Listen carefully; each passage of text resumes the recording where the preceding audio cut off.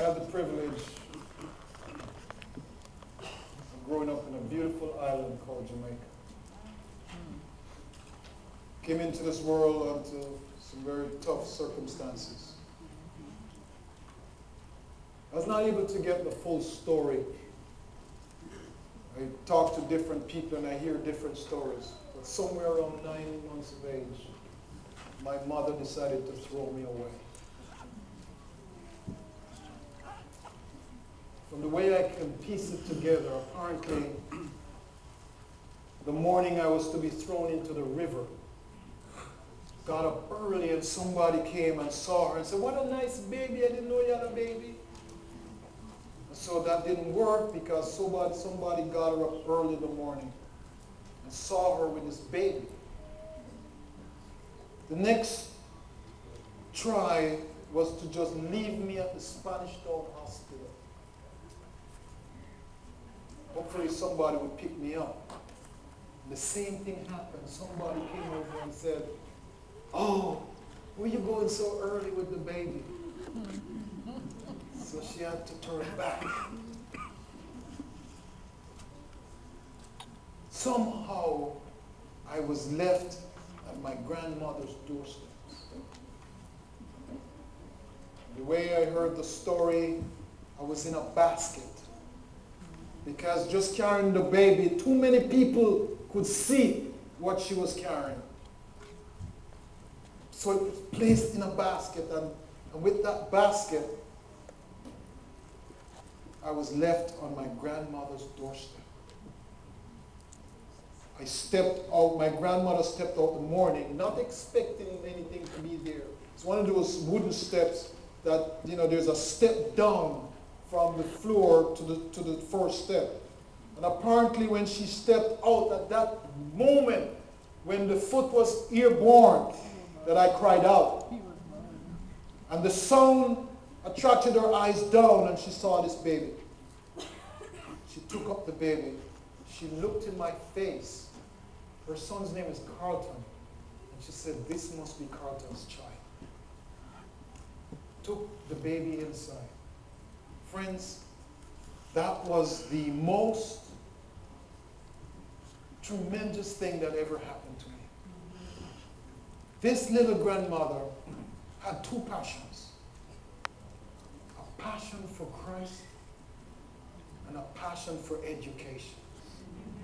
She turned out to be a brilliant woman. To give you an idea, 1969, Jamaica turned from pounds, shillings, and pence to dollars and cents. And the conversion rate was 2-to-1. And at that time, I was at the prime of my mathematical ability. I used to know my 19 times. You kids don't know anything about that. You know your 2 times 2 equal 4, and 12 times 2 equal 24. I knew my 19 times. I knew every shortcut, how to calculate. Because there's this exam that you have to pass, ridiculous exam, just to get to high school. So I was well groomed in all of that. And my grandmother took me to the market with me. And she said, "Errol, I want you to go with me so you can help me calculate." So we'd go to the market, and she's buying stuff, and I said, "How much for this onion?" She said, "Well, it's $3.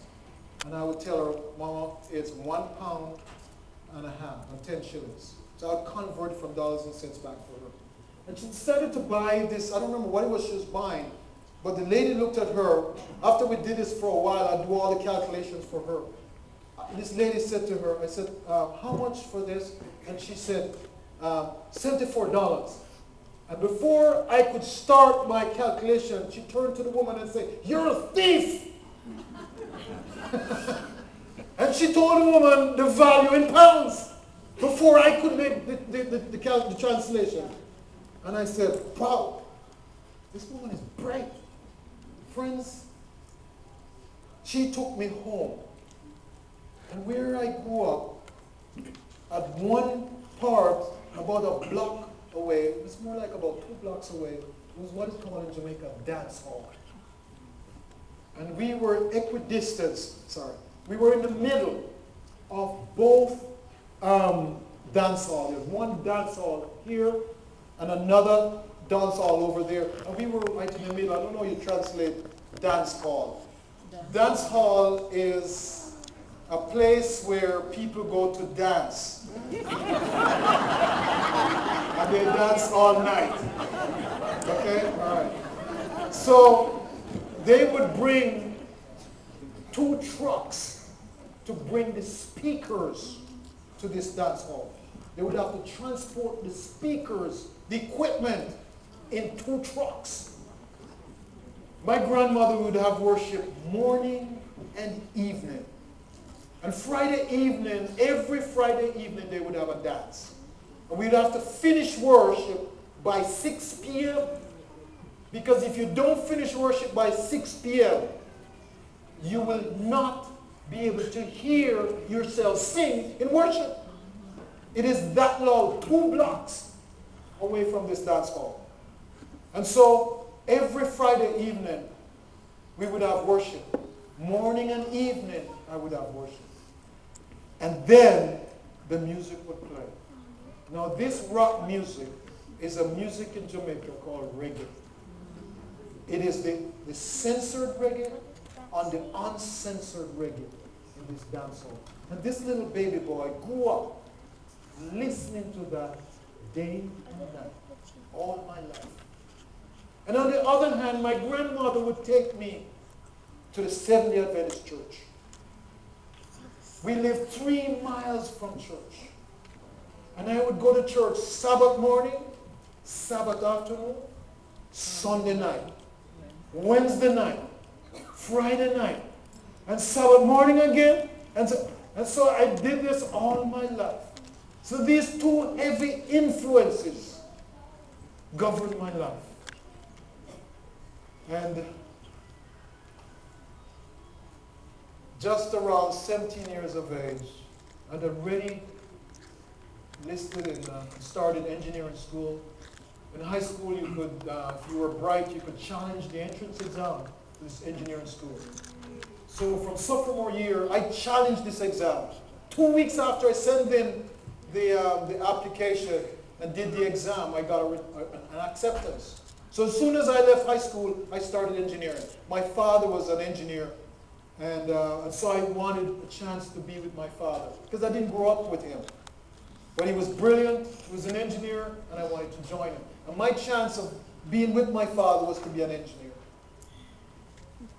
Then my father died.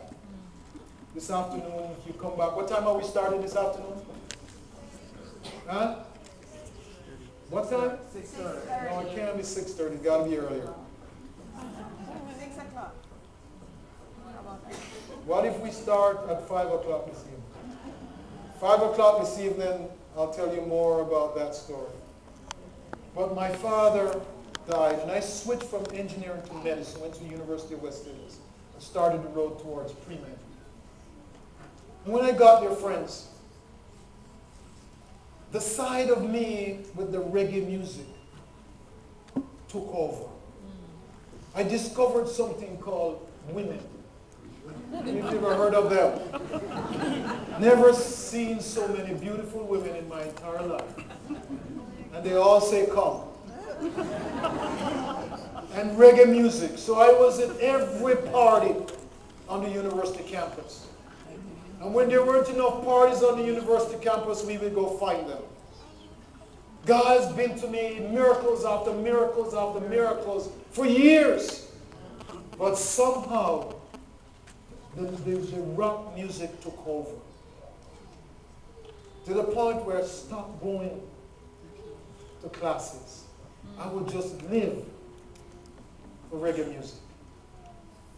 One Saturday night, my buddy Courtney came to me. I had a set of girlfriends in Christiana. I had one in Montego Bay. I had 1 or 2 girlfriends on the university campus. I had a girlfriend in Spanish Town. And Courtney said, Errol, let's go to Ocho Rios. Ocho Rios is the tourist capital of Jamaica.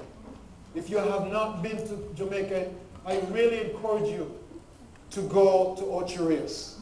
and go to Dunn's River Fall and find King James ice cream, King's House ice cream. You have my permission to forget about sugar. Some ice cream. Okay? You will forget the health message if you eat that ice cream.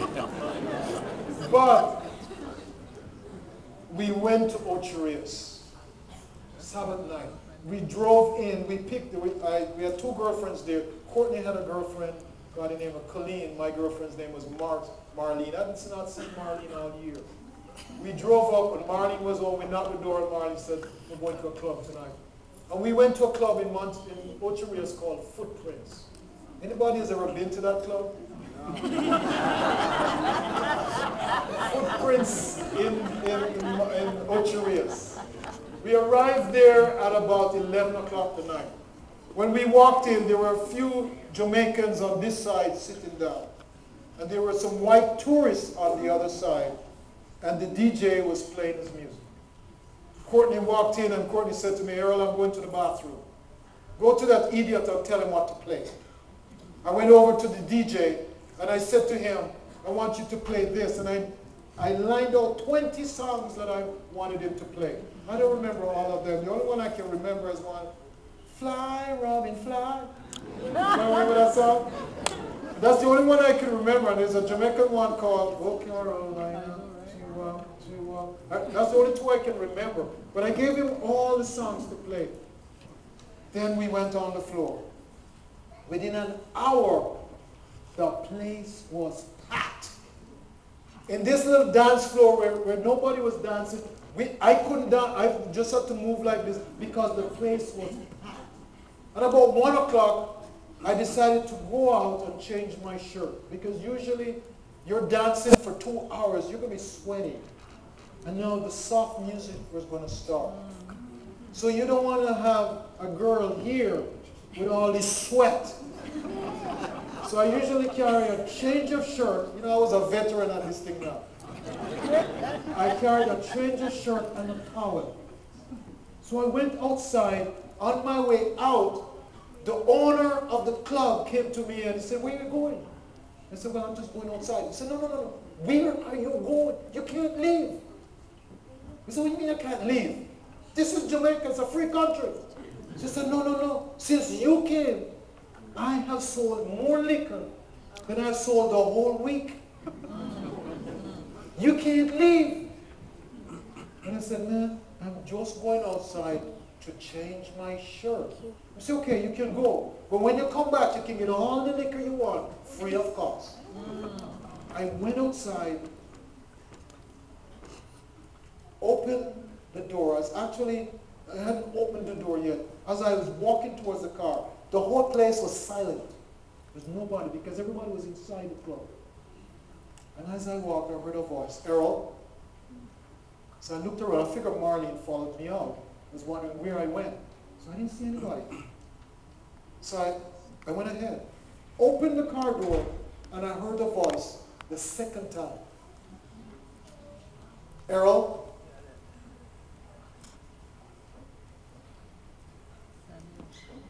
There was a coconut tree that is still there today.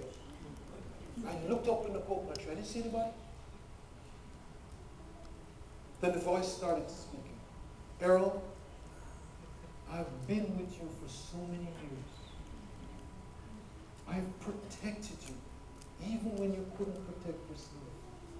Even when they were going to throw you away, I protected you. Now you've gone so far out in the world that now you're the life of the party." Friends, I bowed my head, I cried, and I gave my heart to the Lord. And ever since, step by step, I look at myself now, and I can't, there's no resemblance of the Errol from yesterday. In my home,